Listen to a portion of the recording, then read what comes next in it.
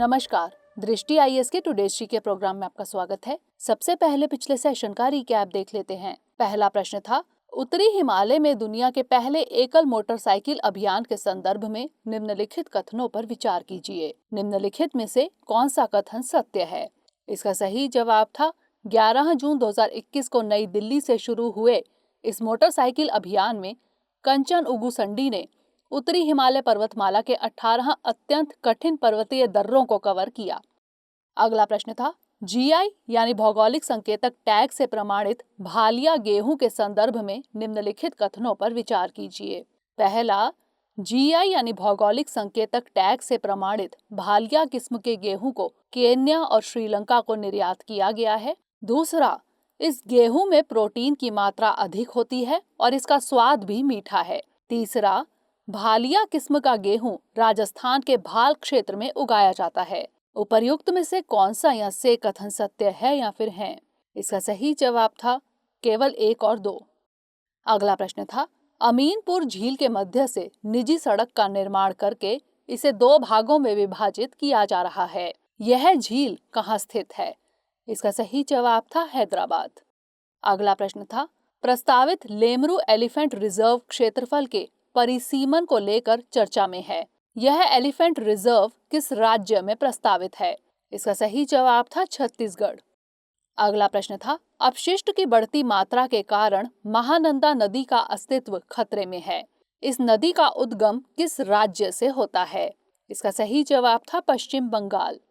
अगला प्रश्न था, राष्ट्रपति जोवेनेल मोइस की हत्या से हैती में अराजकता का खतरा बढ़ गया है। हैती कहाँ अवस्थित है? इसका सही जवाब था उत्तरी अटलांटिक महासागर। अगला प्रश्न था, ढिमसा कम्युनिटी रेडियो केंद्र कक्षा 1 से 5 तक के आदिवासी छात्रों को शैक्षिक सामग्री प्रसारित करके डिजिटल डिवाइड से पार पाने में मदद कर रहा है। यह कम्युनिटी रेडियो केंद्र किस राज्य में शुरू किया गया है? इसका सही जवाब था ओडिशा। अगला प्रश्न था, चित्र शिविर कार्यक्रम के संदर्भ में निम्नलिखित कथनों पर विचार कीजिए। पहला, चित्र शिविर कार्यक्रम का शुभारंभ जनजातीय संग्रहालय इंदौर में किया गया। दूसरा, इस शिविर की शुरुआत प्रसिद्ध भीली चित्रकार भूरी बाई द्वारा कैनवास पर चित्र उकेर कर की गई। तीसरा, शिविर में भील एवं गोंड समुदाय के चित्रकारों की पेंटिंग का प्रदर्शन किया जा रहा है। उपर्युक्त में से कौन सा या से कथन सत्य है या फिर है? इसका सही जवाब था केवल 2 और 3। अगला प्रश्न था, कोविड-19 के चलते जापान ने किस शहर में ओलंपिक खेलों के खत्म होने तक आपातकाल लगाने की घोषणा की है? इसका सही जवाब था टोक्यो। अंतिम प्रश्न था, टोक्यो ओलंपिक खेलों में भारत से किसे निशानेबाजी के लिए ज्यूरी बनाया गया है? इसका सही जवाब था पवन सिंह। शुरुआत करते हैं आज के सेशन की। सबसे पहले देखेंगे अभ्यास प्रश्न। जीआई टैग से प्रमाणित मदुरै मल्ली फूल किस राज्य से संयुक्त राज्य अमेरिका और दुबई को निर्यात किए गए हैं? तमिलनाडु, कर्नाटक, तेलंगाना या फिर आंध्र प्रदेश? इसका सही जवाब है ऑप्शन ए, तमिलनाडु।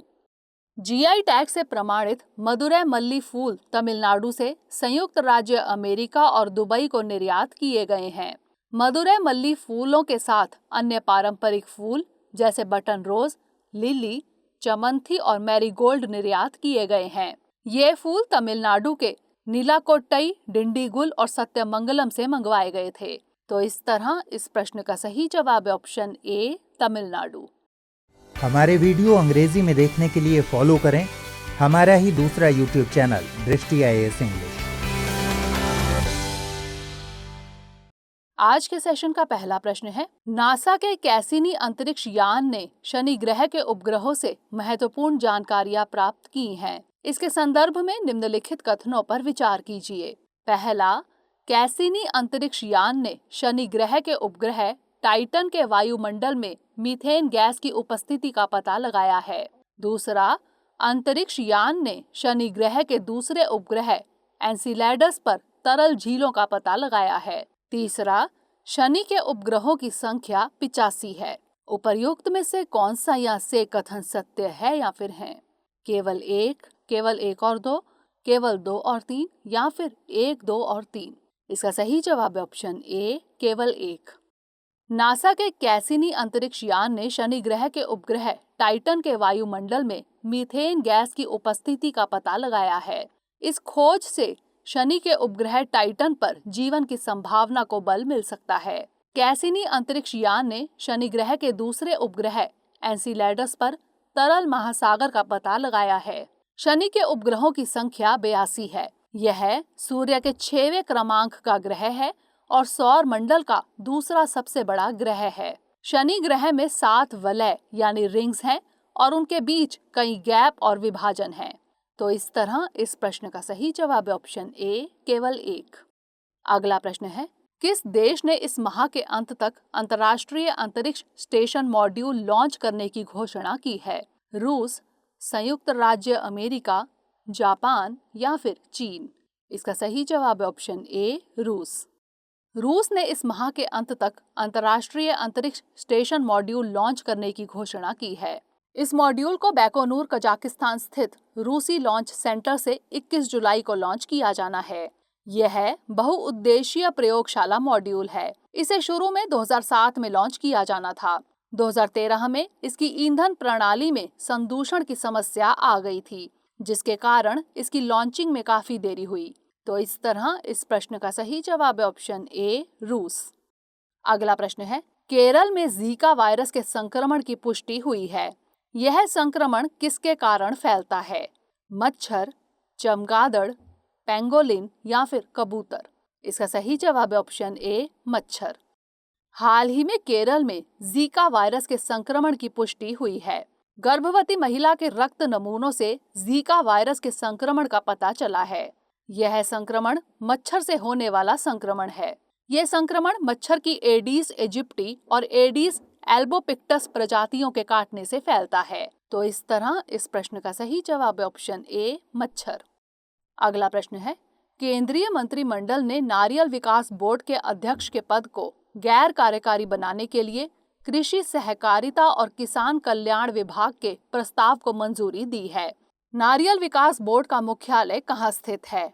कोच्चि, बेंगलुरु, चेन्नई या फिर डिंडीगुल? इसका सही जवाब है ऑप्शन ए, कोच्चि। केंद्रीय मंत्रिमंडल ने नारियल विकास बोर्ड के अध्यक्ष के पद को गैर कार्यकारी बनाने के लिए नारियल विकास बोर्ड अधिनियम 1979 में संशोधन के प्रस्ताव को मंजूरी दी। यह बदलाव बड़े पैमाने पर नारियल उत्पादकों के लिए फायदेमंद साबित होगा।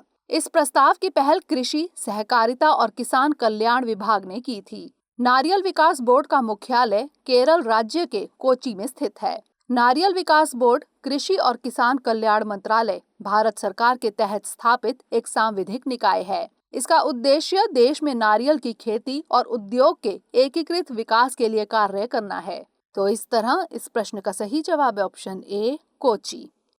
अगला प्रश्न है, पर्यटकों की बढ़ती भीड़ पर अंकुश लगाने के लिए कोविड-19 के चलते केम्प्टी फॉल्स में केवल 50 पर्यटकों की अनुमति का निर्णय लिया गया है। इस संदर्भ में निम्नलिखित कथनों पर विचार कीजिए।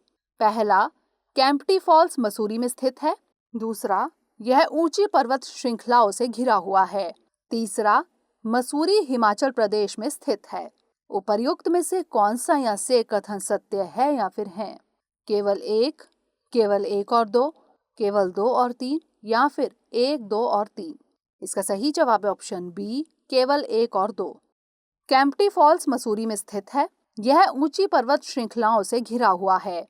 मसूरी उत्तराखंड में स्थित है। केम्प्टी फॉल्स समुद्र तल से 1364 मीटर की ऊंचाई पर स्थित है। तो इस तरह इस प्रश्न का सही जवाब है ऑप्शन बी, केवल 1 और 2।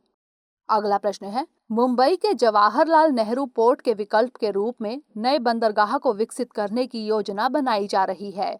इस बंदरगाह के निर्माण के लिए नरगोल नामक स्थान की पहचान की गई है। यह बहुउद्देशीय बंदरगाह किस राज्य में बनाया जाएगा? महाराष्ट्र, गुजरात, गोवा या फिर कर्नाटक?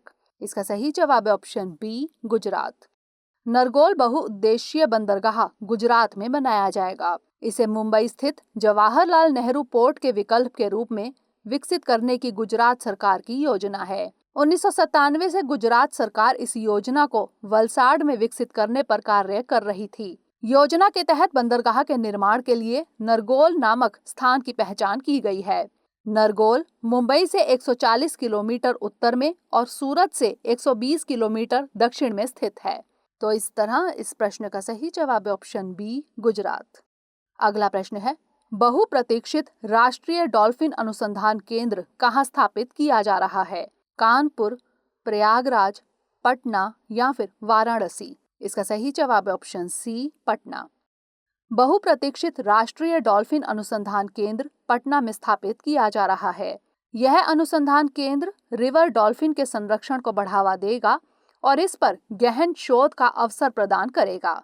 इससे एंडेंजर्ड गंगा नदी डॉल्फिन के संरक्षण में मदद मिलेगी। इस अनुसंधान केंद्र को पटना यूनिवर्सिटी के परिसर में गंगा नदी के तट के पास विकसित किया जाएगा। तो इस तरह इस प्रश्न का सही जवाब है ऑप्शन सी, पटना। अगला प्रश्न है, Padmaja Naidu Himalayan zoological park में 2 नवजात रेड पांडा के जन्म के साथ ही इनकी संख्या बढ़कर 25 हो गई है। यह जूलॉजिकल पार्क कहाँ स्थित है? हरिद्वार, मसूरी, देहरादून या फिर दार्जिलिंग? इसका सही जवाब है option D, Darjeeling. Padmaja Naidu Himalayan zoological park Paschim Bangal के दार्जिलिंग में स्थित है। इस पार्क में हिमालयी पशुओं को देखा जा सकता है। यह चिड़ियाघर भारत का सबसे अधिक ऊंचाई पर स्थित चिड़ियाघर है। इसका नाम पद्मजा नायडू के नाम पर रखा गया है। पद्मजा नायडू पश्चिम बंगाल की पूर्व राज्यपाल और सरोजनी नायडू की पुत्री थी। इस पार्क में तिब्बती भेड़िया, रेड पांडा, स्नो लेपर्ड देखे जा सकते हैं। तो इस तरह इस प्रश्न का सही जवाब है ऑप्शन डी, दार्जिलिंग। अगला प्रश्न है, हाल ही में 60 मीटर की गहराई वाले दुनिया के सबसे गहरे पूल का अनावरण किया गया है। इंस्टाग्राम पर इस अनावरण का वीडियो काफी साझा किया जा रहा है। यह पूल कहाँ है?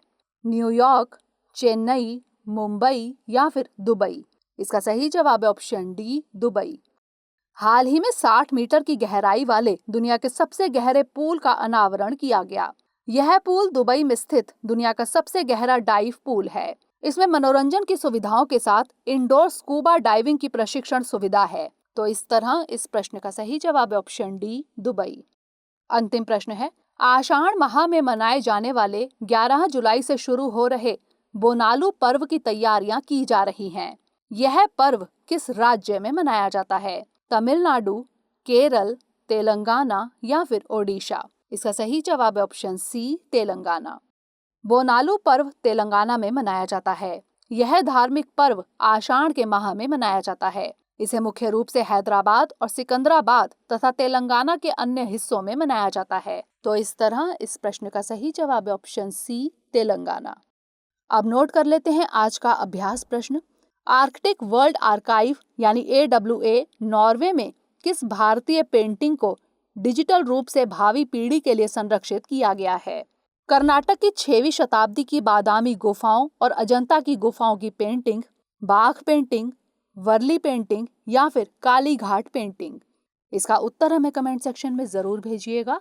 अगले सेशन में नए प्रश्नों के साथ मिलेंगे। तब तक के लिए stay safe and stay motivated.